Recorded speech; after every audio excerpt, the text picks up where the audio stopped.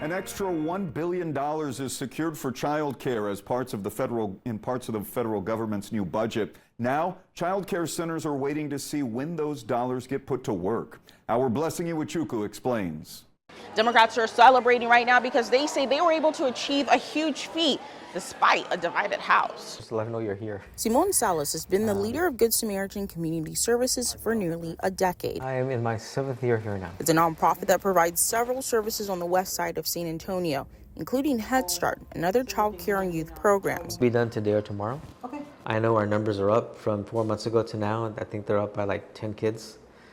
So that, to me, that's pretty dramatic. He says funding has been the consistent hurdle his San Antonio nonprofit has faced since he became CEO. Last year, Good Sam made changes to still issue teacher pay raises and bonuses. One change was recently raising tuition for one of its child care programs, something he says that hasn't happened in about 10 years.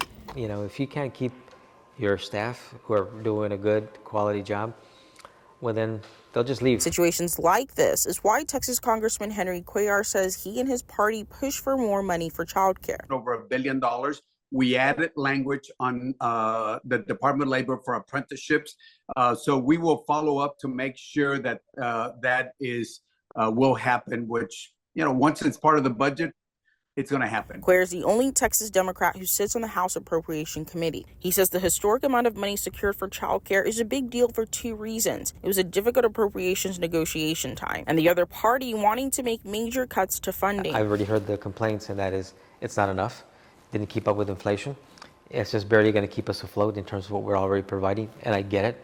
But it's more than we got before. The $1 billion more secured breaks down to an increase of more than $700 million for the Child Care and Development Block Grant, a nearly $300 million increase for Head Start, and $75 million for low-income parents in college. But is that enough? Salas says depending on how quickly the money reaches Good Sam and other organizations like it, will quickly make an impact. In San Antonio, Blessing Iwachuku, Spectrum News 1. They must be outside. So we can look at them outside.